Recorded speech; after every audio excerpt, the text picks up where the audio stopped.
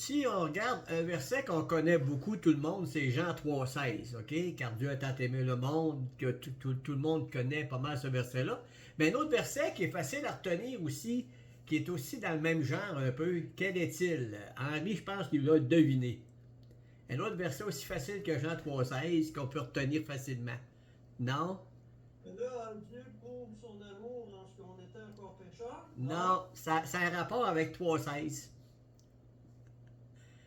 Oh, 1 Jean 3,16. Non, 2 Timothée 3,16. Ah, 3,16. C'est le texte de ce soir que je veux regarder. Allô, Joanne? On commence justement. Allô? On a 2 Timothée 3,16 ce soir. OK, on va commencer par un mot de prière. OK? Seigneur, on vient à toi dans ta présence, sachant très bien qu'on a besoin de ta grâce, et de ta fidélité, de ta miséricorde, de ta compassion. Je te demande de nous guider à travers cette étude, à travers ce message, Seigneur. Amen.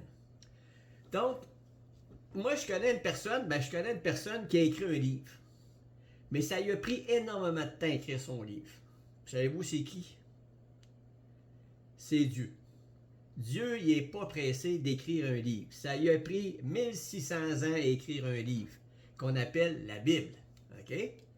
Dieu, il a pris 1600 ans pour l'écrire, c'est donc que ça doit être quand même assez important pour qu'il se donne la peine de prendre 35 hommes différents à travers 1600 ans d'âge et nous envoyer 66 livres pour nous parler. Il va nous parler parce que je pense qu'il avait à cœur de nous communiquer sa pensée. Parce que quand il nous a créés, quand on regarde la Bible, ce qui est intéressant, c'est qu'elle répond à beaucoup de questions que les gens se posent. D'où viens-je? D'où viens-je? D'où viens-je? Tu sais, d'où est-ce que je viens? OK? En bon canadien. Où est-ce que je vais après la mort? Pourquoi je suis ici? C'est quoi le but de tout ça? Puis souvent, on a des accusations, on va mettre sur le dos de Dieu toutes les calamités qui arrivent sur la terre, les guerres, les épidémies, les chicanes, les divorces, les maladies, tout ça, là, souvent, là, on va mettre ça sur le dos de Dieu. C'est de sa faute, s'il était Dieu, s'il était tout-puissant, ça n'arriverait pas, ces affaires-là. Mais là, c'est sûr que si je regarde juste extérieurement, sans connaissance de Dieu, ni sans connaissance des Écritures, c'est sûr que je vais être un peu comme tout le monde se disait ça aussi avant de connaître le Seigneur. Oh ben, si Dieu était juste, si Dieu était si puissant, ça n'arriverait pas, il ne permettrait pas ces choses-là. OK. Ça, c'est un raisonnement humain. Mais Dieu, il nous a donné une parole justement pour répondre à ces choses-là. Parce qu'il savait très bien qu'en nous plaçant sur terre, puis en laissant la création aller, il savait très bien que les hommes allaient se poser des questions. Mais Dieu a décidé de nous donner des réponses. Mais ces réponses-là, on les trouve dans le livre, dans le grand livre qui s'appelle la Bible. OK? Donc Dieu a eu à cœur de nous écrire un livre, de nous laisser un livre qui a pris 1600 ans. Nous, ça fait 2000 ans, on peut dire que Jésus est venu, là, pratiquement 2000 bientôt, là, et qui est mort, parce qu'il est mort en l'an 33 à peu près, mais on arrive proche de cette année-là, là, ça va faire 2000 ans bientôt qu'il est mort. Et on a eu un Nouveau Testament qui nous relate tout ça aussi. Là, t'sais. Fait qu'on peut dire à quelque part, on est comme inexcusable de ne pas savoir ce que Dieu avait à nous communiquer. Dieu s'est donné la peine de nous laisser sa volonté, de nous laisser sa pensée, de nous laisser justement le modèle et le guide qu'il voulait, avec lesquels des nations, les gens puissent vivre. Donc je pense que ça vaut la peine à ce moment-là, que si c'est donné cette peine-là, ça vaut peut-être la peine que nous, on se donne la peine de le lire. Mais il y en a beaucoup qui ont ce livre-là dans leur bibliothèque ou qui ont ça dans leur maison. Puis je me rappelle, on allait faire des visites, des fois, on faisait du porte-à-porte, puis on allait, ah, j'en ai une, puis là, ils nous montraient la grosse Bible rouge là, qu'il y avait dans leur bibliothèque, avec des belles tranches dorées. Mais elle était encore aussi belle que quelqu'un qui l'avait eu, il n'y avait pas une page usée dedans. La Bible, là, c'est pas un talisman, c'est pas une médaille ou un porte-bonheur qu'on laisse dans la maison pour nous assurer qu'elle ne passera pas au feu, exemple. Okay? C'est pas... c'est un livre, tu comprends-tu? Et puis, le livre de la Bible, là, tu peux la prendre puis la mettre dans un poêle puis allumer le feu avec si tu veux. C'est parce que c'est un livre avec du papier. C'est pas le livre avec le papier qui est important, c'est ce qu'il dit dedans qui est important. Comme il y en a qui disent, ils ont brûlé le Coran et c'est un sacrilège épouvantable. Vous savez, on peut brûler une Bible, mais vous n'en mourrez pas. Parce que c'est pas un sacrilège de brûler une Bible. Parce que quand une maison passe au feu, puis il y a des Bibles dans la maison passe au feu, puis les Bibles avec passent au feu. Puis est-ce que la personne est responsable, est coupable? Non. Parce qu'une Bible, c'est un papier, c'est du papier à relier ensemble. Ça a une valeur que seulement que si je la lis. C'est le message qui est dedans qui est important. C'est pas la couverture ou le papier ou quoi que ce soit, c'est ce qui est écrit dedans qui est important. Si j'écris une lettre d'amour à quelqu'un, puis là, elle regarde le papier, puis elle serre le papier, puis ça, mais elle ne lit pas. Elle sait que j'ai écrit une lettre d'amour, mais elle ne veut pas la lire parce que c'est le papier est tellement beau, l'écriture lente, ça sent bon. Non, non, écoute, lis ce que j'ai écrit, tabarouette, c'est ça qui est important, c'est ce qui est écrit qui est important. Et c'est pour ça que justement, Dieu s'est donné la peine de nous laisser un message important. Et quel est-il ce message important? On va regarder dans l'Écriture, dans 2 Timothée 3,16. À quoi sert l'Écriture? Pourquoi la lire? Qu'est-ce que ça donne? OK? Il dit, toute Écriture est inspirée de Dieu. D'abord, en partant, toute Écriture, quand Paul écrit ça, on n'a pas le Nouveau Testament complètement écrit. Lui, il y a l'Ancien Testament qui est complètement écrit. On a probablement l'Évangile de Luc qui est écrit. Puis on a quelques lettres de Pierre qui est écrites. Puis on a quelques lettres de Paul qui sont écrites. Parce que Pierre va nous relater que Paul, il y a des choses qui est écrites. Donc, on a déjà une partie du Nouveau Testament au moment où Pierre écrit, qui n'est pas complet, parce qu'on sait que c'est l'apôtre Jean, à l'île de Patmos, qui va écrire le dernier livre qu'on appelle l'Apocalypse ou la Révélation. Parce qu'Apocalypse, l'Apocalypse veut dire révélation en passant. Souvent, les gens pensent qu'Apocalypse, c'est les cataclysmes et tout ça. Oui, il y a ça dedans le livre de l'Apocalypse. Mais l'Apocalypse, c'est la révélation de Dieu au monde pour ce qui va se passer à la fin des temps. Dieu s'est donné la peine de nous donner l'histoire du début de l'histoire du monde, la création, et il nous a donné le début du péché qui est entré dans le monde, qui explique pourquoi notre monde va si mal, parce que c'est l'explication que notre monde va si mal. C'est pas parce que l'homme est tellement bon, puis il n'est pas chanceux, la nature est contre lui, la société est contre lui, si ça va mal, non, c'est à cause du cœur humain, c'est à cause du péché qui habite dans l'homme, que la Bible nous révèle, dans la Genèse, du pourquoi, du comment ça va mal dans le monde. Et là, après ça, Dieu va nous donner aussi la fin de l'histoire. Mais avant d'arriver à la fin de l'histoire, il va nous donner des steps, on peut dire step by step, là, qu'on va avancer dans le temps. On va voir les prophéties s'accomplir. Quand Luc, dans Acte 16, en l'acte 16, je crois, ou l'acte 13, il va faire l'histoire justement d'Israël à ce moment-là pour expliquer la venue de Jésus. Il va relater toute l'histoire de l'Ancien Testament. Dieu de peuple a choisi nos pères. Ce peuple était en honneur pendant son séjour au pays d'Égypte. Dieu l'en fait sortir par son bras puissant. Dieu les nourrit pendant près de 40 ans dans le désert. Dieu détruisit 7 nations au pays de Canaan. Dieu leur en accorda le territoire comme propriété. Dieu leur donna des juges jusqu'au prophète Samuel. Ils demandèrent alors un roi, et Dieu leur donna. Et Dieu l'ayant rejeté, Dieu suscita pour roi David. C'est de la postérité que David, que Dieu a suscité à Israël un sauveur qui est Jésus, selon la promesse de Dieu. Voyez-vous, je pourrais continuer, mais voyez-vous, Luc, il va servir des Écritures pour emmener un message. On ne peut pas avoir un message s'il ne vient pas de l'Écriture.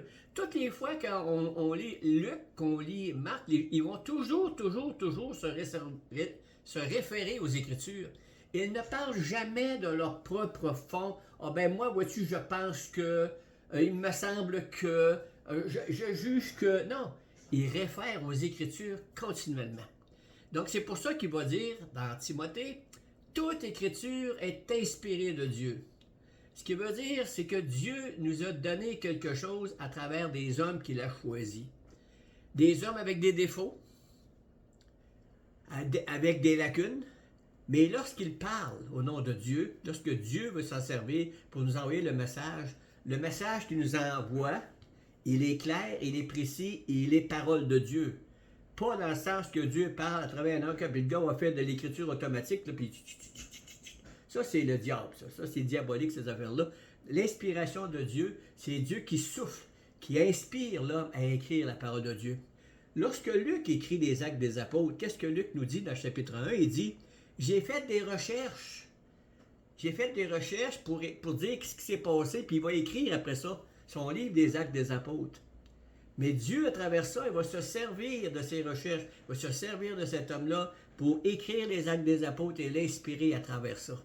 Même chose avec Paul, avec tout ça. Paul à travers son expérience, à travers sa connaissance de l'Ancien Testament, Dieu va l'inspirer pour nous écrire des lettres et nous donner des explications pour qu'on ait une vie chrétienne authentique qui mérite, comme on dit, qui est vraiment le fun à vivre. Tu sais, je veux dire, c'est beau d'être chrétien, mais si on ne comprend pas bien la vie chrétienne, on peut être misérable. Moi, j'ai vu des chrétiens à travers mon histoire. J'ai 50 ans de vie chrétienne à l'heure actuelle.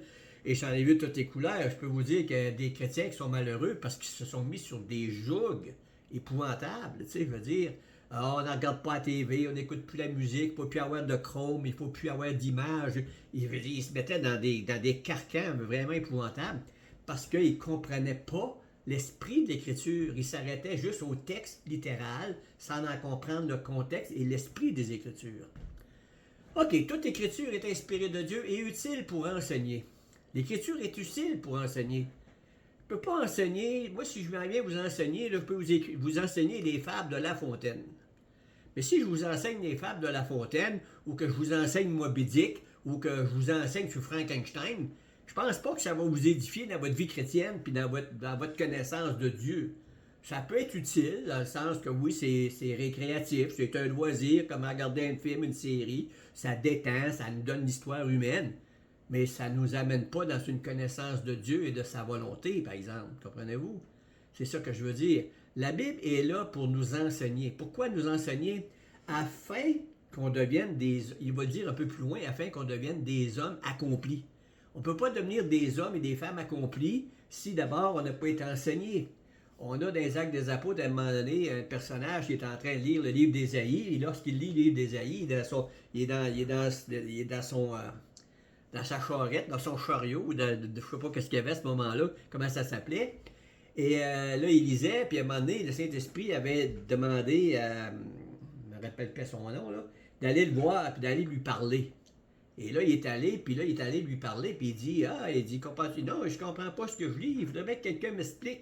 Et là, le gars, il a expliqué qu'est-ce que le texte voulait dire. Et là, il a compris, puis il a été baptisé après ça. Mais ça a pris quelqu'un qui lui explique le texte. Parce qu'il y a des textes qui ne sont pas nécessairement, qui sautent au visage d'une façon facile, là, tu sais. Si on en regarde Ésaïe 53, par exemple, lorsqu'un juif lit Ésaïe 53, puis un chrétien lit Ésaïe 53, vous avez deux façons de comprendre. Le juif qui lit Ésaïe 53, lui, ce qu'il voit, le serviteur d'Ésaïe 53, c'est Israël. La personne qui est là, lui, il voit Israël. Le chrétien qui voit ça, lui, il voit le Christ. Comment se fait qu'un voit une chose, l'autre voit une autre affaire? Est-ce que les deux sont aveugles? Non. Il y a une vraie interprétation, mais c'est sûr que lorsque je prends certains textes, puis on en regarde Ésaïe 53, il y a des arguments faits par les Juifs pour dire, oui, ça a du bon sens ton affaire que Ésaïe 53, ça pourrait être Israël. Mais quand on va plus loin dans le texte, là, c'est vraiment définitif que c'est pas d'Israël dont il est question, parce qu'il est vraiment question d'un homme. Puis un homme qui a souffert, d'un homme qui va expier le péché, qui a été mis au nombre des malfaiteurs. Donc, on peut voir, s'il y a quelqu'un qui t'enseigne comme il faut, tu vas voir en Ésaïe 53 le Messie Jésus-Christ. Si tu vas chercher quelqu'un d'autre, ça se peut que lui t'amène à dire ça, c'est Israël. Tout comme aujourd'hui, il y en a qui vont dire Israël a été remplacé par l'Église. Dieu est terminé avec Israël. Dieu, les promesses qu'il a faites d'Israël, c'est terminé. Maintenant, c'est l'Église. Voyez-vous, comment je peux m'en sortir? Il y a une façon de s'en sortir. Il y a une façon de comprendre les Écritures, puis elle n'est pas compliquée. Les chrétiens évangéliques, ils comprennent les Écritures à partir d'une compréhension que celle-ci. On va étudier les Écritures en fonction de sa grammaire, OK? Puis en fonction de son contexte, en fonction de l'histoire. Si le texte grammatical que je lis, c'est un poème, je ne l'interpréterai pas comme un livre historique. Si c'est un livre prophétique, je ne l'interpréterai pas comme une lettre. Tu sais, je veux dire, chaque texte a une façon de parler Et chaque auteur a une façon d'apporter les idées, et chacun doit être interprété en fonction de son contexte, en fonction de la grammaire et en fonction de l'histoire. Et si je déroge à ces règles-là, c'est sûr que là, je vais probablement dériver. Pourquoi? Si je m'envoie faire de l'interprétation de façon symbolique, puis le texte, il n'est pas symbolique, c'est sûr que je vais tromper des gens et que je vais me tromper moi-même. C'est pour ça qu'il faut que je fasse attention. Il faut vraiment interpréter de la façon correcte la parole de Dieu. C'est pour ça qu'on a besoin des gens que Dieu va nous donner, des hommes de Dieu, qui soient accomplis et propres à toute bonne œuvre. C'est pour ça qu'il y a des gens qui ont été apportés pour donner de l'enseignement, d'autres sont amenés pour être des pasteurs, pour s'occuper des âmes, rencontrer des gens, aller voir les malades, ces choses-là. Tous n'ont pas les mêmes dons. Mais une chose qui est primordiale, c'est qu'on a besoin d'être enseignés tous. Le plus grand comme le plus petit, tout le monde a besoin d'être enseigné. Parce que si on n'est pas enseigné, on va être apporté à tout vent de doctrine. Comme il va dire un peu plus loin, car il viendra un temps, verset 2 Timothée 4, verset 3, dit, car il viendra un temps où les hommes ne supporteront pas la saine doctrine, mais ayant la démangeaison d'entendre des choses agréables, et se donneront une foule de docteurs selon leur propre désir. Voyez-vous, c'est aussi simple que ça. Si on n'est pas enseigné, si on n'est pas en amour avec la vérité, c'est ce qui va nous arriver. Il faut interpréter, je disais, la parole de Dieu en fonction de la grammaire et en fonction de l'histoire. L'autre chose aussi, il faut avoir une attitude. Il y a aussi une question d'attitude, d'honnêteté intellectuelle. Soyons honnêtes, soyons intègres et soyons prêts à dire je me suis trompé, j'ai besoin d'être enseigné, j'ai besoin de recevoir. Cette qualité-là d'être honnête et intègre quand quelque chose nous est enseigné, ça fait partie de quelque chose qui plaît à Dieu. Quand il nous dit ceux de Bérée avaient des sentiments plus nobles que ceux de Thessalonique, car ils examinaient chaque jour les Écritures pour voir si ce qu'on leur disait était exact. Dieu fait une louange de ce texte-là des gens de Bérée. À travers 2000 ans d'histoire, je cite encore aujourd'hui leur témoignage de ces gens-là qui examinaient dans les Écritures pour savoir si ce que je leur disais était exact. Je me pose la question de mon monsieur témoin de Jéhovah que j'ai rencontré la semaine passée. Est-ce qu'il va aller voir les Écritures pour voir si ce que je lui ai dit était exact, ou il va tout simplement s'asseoir sur son stage puis il va continuer à croire son organisation comme de quoi c'est son organisation qui va le guider dans sa vie jusqu'à ce qu'il se ramasse de l'autre côté puis s'apercevoir qu'il s'est fait fourrer par son organisation? C'est pas de ma faute à moi, ça. C'est lui qui fait son choix. Parce qu'il y a peut-être un manque d'intégrité, d'honnêteté intellectuelle de dire « Seigneur, guide-moi, conduis-moi, préserve-moi du mensonge et des fausses doctrines. » Parce que le diable rôde comme un lion rugissant, cherchant qui il pourra dévorer. Parce qu'on est toujours en danger d'être apporté à toute ma doctrine. Quand je regarde des hommes de Dieu, un homme de Dieu particulièrement, je nommerai pas son nom, que j'ai apprécié, que j'ai aimé énormément, et que je l'ai vu dévier vers la doctrine de l'Église remplacer Israël, j'en revenais pas, c'était un homme de Dieu incroyable, et pourtant, il a dévié dans cette doctrine-là. Que voulez-vous que je vous dise? On doit toujours être à l'affût et d'avoir cette honnêteté et cette intégrité de dire, Seigneur, garde-moi, préserve-moi, puis conduis-moi, Seigneur, dans la vérité. Pour ça, on a besoin d'être honnête, intègre et de dire, Seigneur, conduis-moi. L'Écriture est utile pour convaincre. Vous voulez convaincre quelqu'un de venir au Seigneur? Parle-lui pas du Reader Digest ou des nouvelles de tous les jours. Il a besoin de la parole de Dieu. Moi, quand on m'a témoigné, c'était avec une Bible ouverte. Quand Mario vient chez nous, là, il va bien venir demain, quand il est venu chez nous les 2 fois, on avait une Bible ouverte, on en regardait les textes. C'est avec ça qu'on va le convaincre. Pas avec toutes sortes de choses, de IAA, c'est avec l'Écriture. L'Écriture est là pour convaincre. C'est elle que le Saint-Esprit va servir pour amener les gens à lui. Sans ça, il n'amènera pas personne à lui parce que c'est avec ça qu'il va s'en servir. Donc, si vous témoignez à quelqu'un, servez-vous des Écritures, servez-vous de votre Nouveau Testament, servez-vous de votre Bible au complet, puis cherchez des versets qui sont importants. On a des versets clés dans la Bible, comme dans Jean 3,16, Romains 3,23, 6,23. Tu sais, on a des versets clés qu'on doit apprendre par cœur quelque part. Comment les retrouver pour être capable de parler à quelqu'un qui ne connaît pas le Seigneur, pour l'amener à Dieu, pour lui amener des questionnements. Parce que si ce livre-là nous a été donné, c'est pour le salut des hommes. C'est pas pour le fun. C'est pas juste pour dire, hey, Dieu, il est beau, il est fin, il est gentil, il est extraordinaire. Non, la Bible est écrite dans un but précis. Le salut des hommes, le salut des âmes, pour l'éternité. Il nous dit ici pour corriger aussi. L'Écriture est là pour corriger. Pourquoi? Parce que souvent, on est comme tout croche à un moment donné. Quand on vient au Seigneur, on a beaucoup de choses à corriger. En vieillissant dans le Seigneur, on en a un peu moins, on en a encore. Mais quand on vient, on est jeune chrétien, ben la parole de Dieu est là pour nous instruire. En même temps, elle va nous corriger. Elle nous dit, ah, ça c'est bien, ça c'est pas bien, ça c'est mal. Tu devrais pas faire ça, fais attention à ça. Mais on va servir de l'Écriture pour ça. On ne se servira pas de n'importe quel livre, d'encyclopédie ou n'importe quoi. On va se servir encore là de la parole de Dieu. Pour instruire dans la justice. Ça, c'est intéressant parce qu'au travers de l'histoire de l'Église, on peut dire une chose, on n'a pas toujours instruit dans la justice. Parce que je peux dire une chose, il y a des gens qui ont subi l'injustice à travers les dirigeants religieux avec trop de pouvoir. Malheureusement, il y a des gens que le pouvoir lui monte à la tête et l'orgueil lui monte à la tête et ils vont se servir de leur statut de pasteur ou d'archevêque ou d'évêque ou de je sais pas quoi pour imposer leurs lois et leur contrôle. Malheureusement, c'est ça qui arrive des fois. Pourquoi? Parce qu'ils n'ont pas été enseignés comme il faut, et ils n'ont pas été corrigés comme il faut, et ils ont poussé tout croche. Et souvent, ils ont été mis dans des postes où ils n'auraient pas dû être, trop vite, puis pas à bonne place pour ça. Verset 17, il dit « Afin que l'homme de Dieu, comme je l'ai dit tantôt, soit accompli et propre à toute bonne œuvre. » C'est ça le but de l'Écriture, c'est de faire des hommes, des femmes accomplis. Ça veut dire accompli, ça veut dire des hommes faits, des hommes matures, des femmes matures. C'est ça que ça veut dire par accompli. Ça ne veut pas dire qu'on est arrivé. On n'est pas arrivé encore. On va y arriver probablement à la fin des temps, mais qu'on ressuscite ou bien qu'on va être enlevé. Là, on va être un homme parfait et accompli parce qu'on va être rendu à la ressemblance de Jésus-Christ. Mais en attendant, ben, on est continuellement en train d'apprendre et de changer et d'être transformé. Paul continue au verset 4, il dit « Je t'en conjure ». Bien ici, là, il va dire ici quelque chose qui vraiment que Paul a à cœur, quand il parle à Timothée. Paul est rendu à un certain âge, il est rendu assez avancé, et il sait probablement que sa fin approche, je ne sais pas. Mais je t'en conjure, il parle à Timothée devant Dieu et devant Jésus-Christ qui doit juger les vivants et les morts.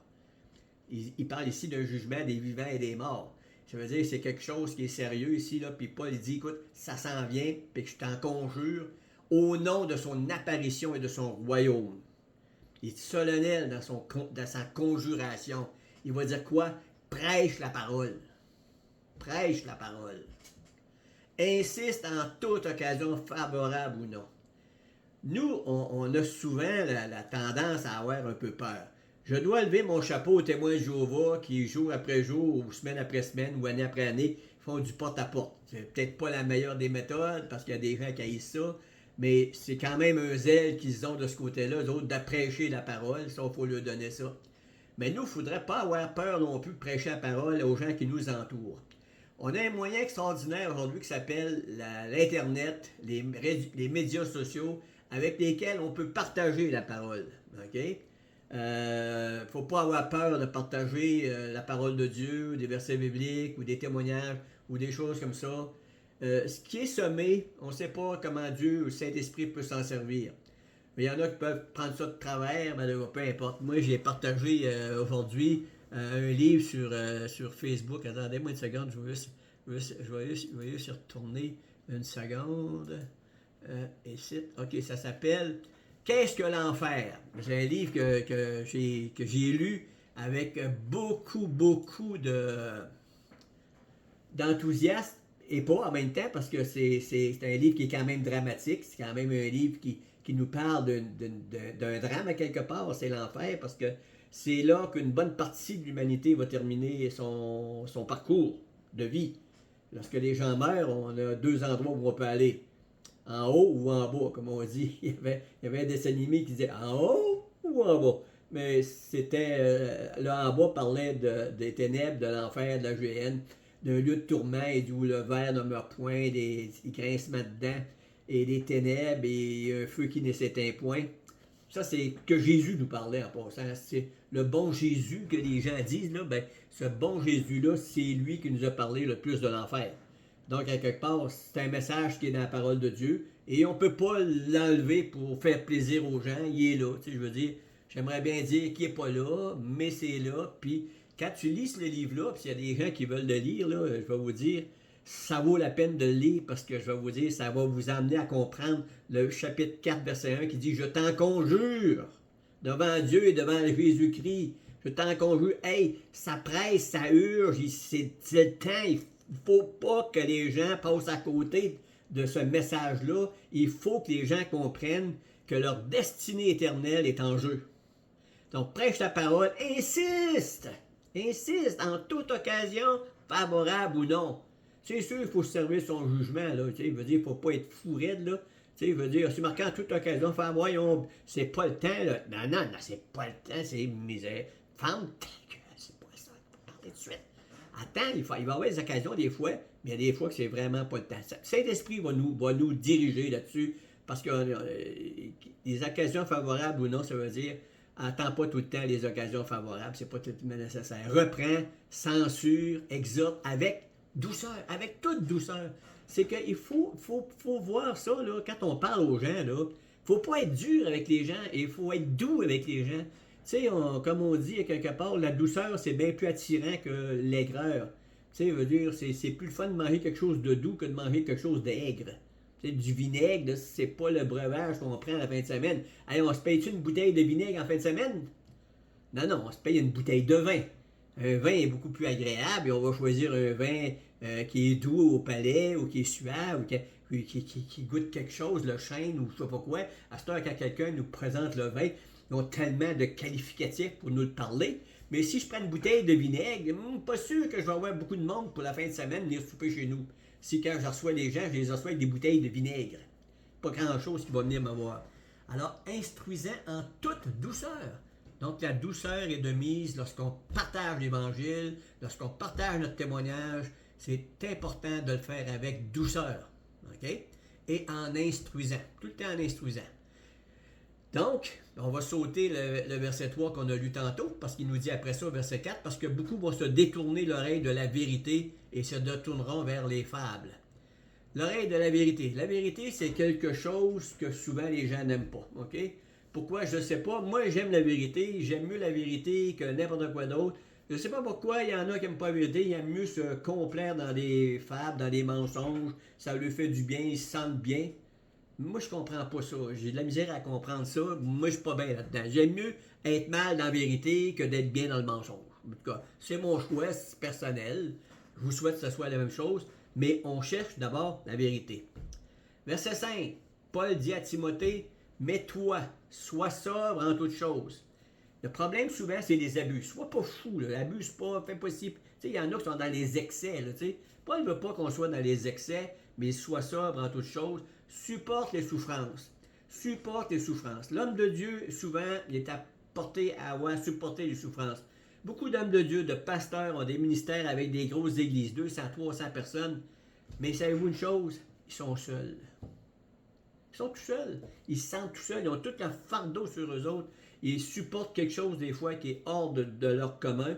Peut-être parce que, justement, ils font un peu comme Moïse, mais qu'à un moment donné, Moïse et son beau-frère, Jéthro, il a dit, écoute, c'est pas normal que tu prennes toute la charge sur toi tout seul. Délègue. Souvent, le problème, des dirigeants, c'est qu'ils délèguent pas, ils font tout, ils portent tout, ils veulent tout faire, ils veulent tout partout, ils veulent surveiller tout, ils veulent checker tout, ils veulent tout contrôler. Mais c'est sûr qu'à ce moment-là, il va y avoir des burn-out. C'est définitif. Fais l'œuvre d'un évangéliste. Peu importe qui tu es, on a toujours, tout le monde, on a à faire l'œuvre d'un évangéliste. Un évangéliste, c'est quelqu'un qui annonce la bonne nouvelle. Les gens pensent que la Bible puis l'Évangile, c'est pas le fun. Non, c'est une bonne nouvelle. C'est quoi la bonne nouvelle? La bonne nouvelle, c'est que Dieu a payé le prix pour que tu puisses aller au ciel et c'est gratuit. Gratuit. Tu vas avoir une vie éternelle avec un corps transformé, plus de péché, des gens autour de toi vont plus pécher, il n'y aura plus de voleurs, de violeurs, de contrôleurs, il n'y aura plus de ça, ce monde-là. Ça n'existera plus, ça. Et toi non plus, ton péché en dedans qui te cause des problèmes, là, tout ça là, que tu sais en dedans de toi, là, misère, j'aimerais ça m'en débarrasser de ce vieil homme-là, là, ben il va être débarrassé, il ne sera plus là. C'est ça la bonne nouvelle qu'on a annoncée. Christ est venu pour nous donner un nouveau royaume avec un nouveau corps, dans une éternité renouvelée, dans une nouvelle terre extraordinaire dans laquelle on va vivre un jour bientôt. Remplis bien ton ministère. C'est ce que l'apôtre Paul dit à Timothée. Remplis bien ton ministère. Chacun d'entre nous, on a tous un ministère. Un ministère, c'est pas nécessairement un pasteur, un docteur, un évangéliste. Le ministère que Dieu nous donne, ça peut être dans la musique, ça peut être faire de la soupe, ça peut être de faire le service aux tables, ça peut être de ramasser des chaises, ça peut être d'aller aider dans la cour du pasteur, d'aller y aider à serrer son bois, d'aller y aider à mettre des pneus. Peu importe, on a tout un ministère, soit d'aider, soit de parler, mais remplissons notre ministère, car chacun d'entre nous, nous comparaîtrons tous devant le tribunal de Christ, et chacun d'entre nous, nous recevrons la récompense qui nous sera due selon les dons et les talents que Dieu nous aura donnés, dans les circonstances dans lesquelles il nous aura placés, dans notre environnement dans lequel on est, malgré toutes les décisions qu'on aura prises. Tout ça va être mis dans un ensemble. Et sachez une chose pour l'enfant de Dieu, il n'y a aucun jugement. Il y en a juste des récompenses qu'on va recevoir pour le service qu'on aura fait. Et on va pouvoir manger, souper à la table du Seigneur, assis à côté de Moïse, de David, d'Abraham et de tous ces gens-là qui ont passé, de Paul, de Pierre, de Jean, de Matthieu, de Luc. Et là, on va connaître leur vraie vie, là. Comment ils ont vécu, qu'est-ce qu'ils ont connu. On va entendre leur témoignage en réel. Je ne sais pas comment ça va se passer. Mais j'ai une chose, j'ai hâte. J'ai hâte. J'ai hâte. C'est sûr que l'hiver, j'ai plus hâte que l'été. C'est mon cas, moi, là. Mais l'hiver, j'ai hâte d'aller au ciel. L'été, je ne suis pas pressé. En tout cas, je vais arrêter là-dessus. C'était une petite réflexion sur toute l'écriture est inspirée de Dieu, à la grâce de Dieu. Puis ceux qui m'écoutent sur YouTube, parce que je vous souhaite de bien vous rendre jusqu'à la fin du message. Ben là, je suis rendu à la fin du message. Alors, merci Seigneur. Amen.